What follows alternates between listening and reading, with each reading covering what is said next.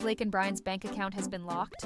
From multi-million-dollar losses to complete brand destruction, who's truly to blame?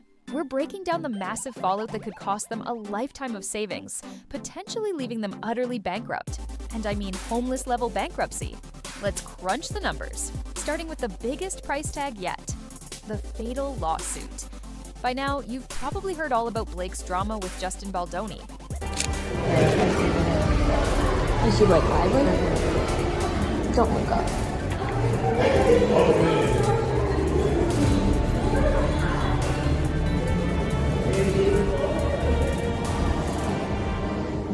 Yeah, it's pretty bad. If Blake and Ryan end up in court, they could become the next Amber Heard-level scandal. Justin is hitting them with a massive $400 million lawsuit. Her team caught wind of this, I believe. Maybe saw me recording her on the security camera, did not like this, thought maybe I recorded something they didn't want out there, didn't want me to see, whatever. And next morning, we kind of were being followed by her security guard a little bit. On the way out, checking out of the hotel, Blake Lively herself comes out, starts recording us, says hi to get us to look up at her, circles our car, gets the car information, license plates, all that. Yep, $400 million. That's actually more than Blake and Ryan's combined net worth. Just existing while being sued for that much is already expensive. Blake even had to hire a former CIA agent to monitor her PR fallout. And let's not forget, the fake followers she's buying daily. Girl, checking her bank account right now has to be painful. If she doesn't back off soon, she might need to start a GoFundMe. And it's not just the legal and PR fees stacking up. What about the brand damage, Betty Buzzkill, anyone? Online harassment started the next day. Her lawyer, her social media person, her nanny were looking at my stories. They ended up making troll accounts, and someone called me. Yep. Blake and her husband, Ryan Reynolds, both have their own alcohol brands. You'd think they'd use the It Ends With Us press tour to address the heavy themes of domestic violence. But nope. Instead, Blake seemed way more focused on pushing her own brands, as if self-promotion was the only thing that mattered to her. So bizarre. I mean, I can't think of a scenario why Blake Lively herself would try to get their information. Only maybe is if she's wondering if they're working with a paparazzi or maybe Blake Lively's so paranoid to think that she's being followed by Secret Service, followed by like a private investigator. I truly don't know. Promoting alcohol during a press tour for a movie about domestic violence is wild. And honestly, people weren't wrong to call it out. Blake had the perfect opportunity to shed light on an important issue, but instead, she prioritized pushing her own agenda, and let's be real, it did not sit well with anyone. Up the cover up, it was Nick Shapiro. So when you see these sort of conspiracy things come forward and you realize the dirty secrets and things that he's been covering up, does it surprise you that Blake Lively brought this type of guy in to do it? I don't think this looks good for her. Like, I know she thinks that, yeah, she brought in the big guns, but now that, he's been exposed, we now see the Achilles heel here. We see that he is this guy that's tied to all these different controversies and cover-ups. That, to me, that doesn't help her case because it just makes it look like she has something guilty when his past is covering up crimes for Airbnb. Ryan's alcohol brands, Betty Buzz and Aviation Gin, have been major players in the industry. But with the negative press surrounding Blake, we're estimating a loss of around $10 to $15 million for Betty Buzz alone. It's safe to assume consumer confidence will take a hit, especially in such a competitive market, where bad publicity can make or break a product. Unfortunately for Blake and Ryan, this isn't the end of their troubles.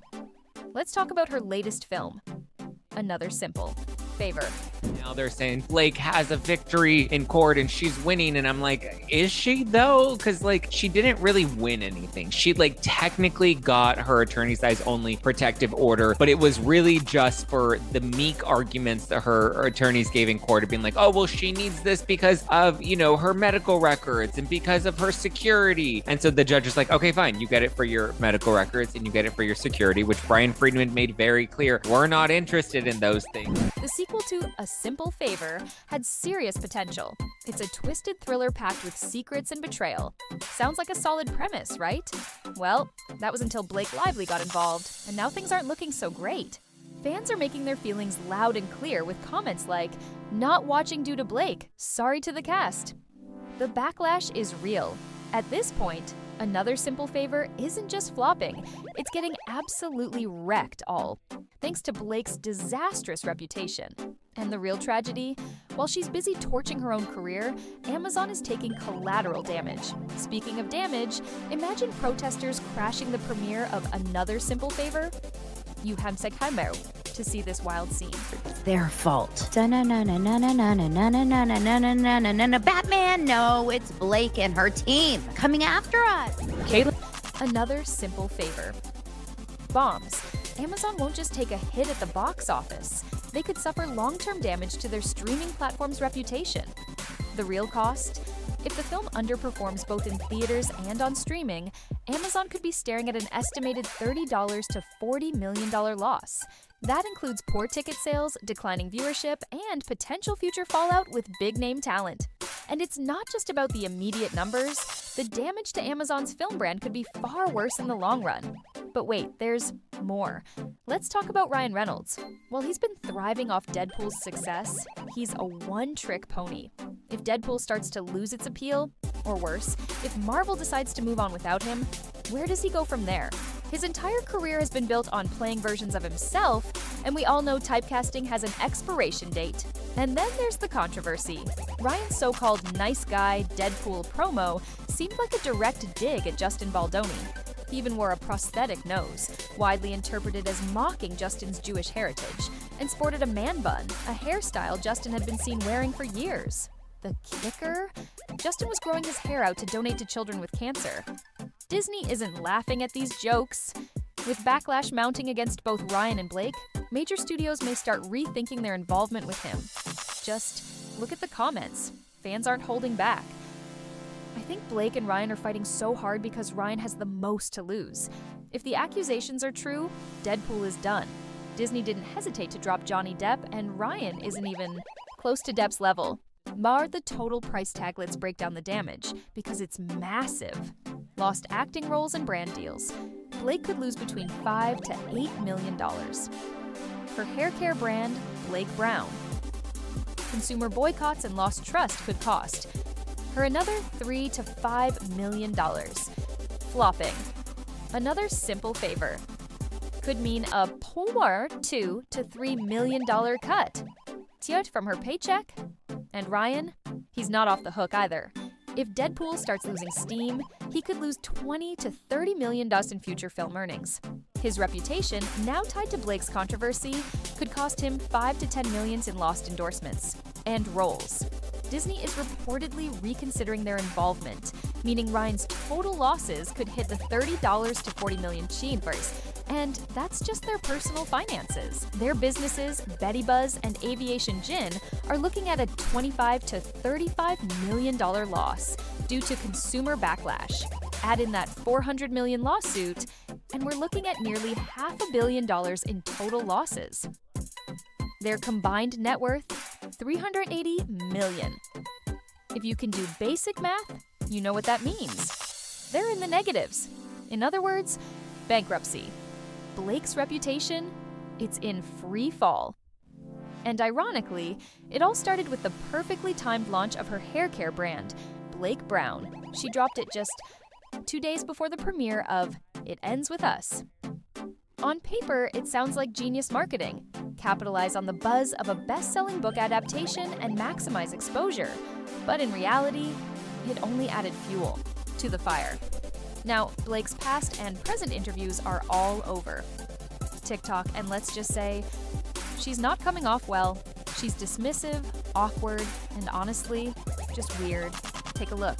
Something has happened big, and now I realize that I am being silenced on social media officially. Another creator to alienate fans even more during the press tour by, get this, talking about the movie like it was a beautiful romance. In reality, the film is about domestic violence. That's right. She was out here romanticizing a story, meant to shed light on horrific trauma. I mean, how out of touch can you possibly be?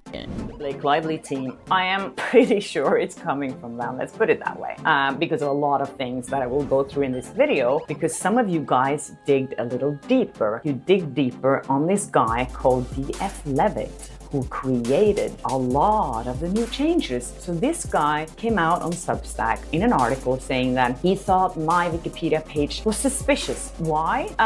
No reason. He just thought it was suspicious that I had one, and that this guy who created it, he was wondering who he was. So it gets better, or should I say worse? When asked about the real issue at the heart of the film, domestic violence, Blake completely dodged the questions. Instead, she was more focused on talking about her hair, her outfit, and, of course, promoting her new hair care line. Seriously, it felt like the movie's core message about survivors was just an afterthought to her branding.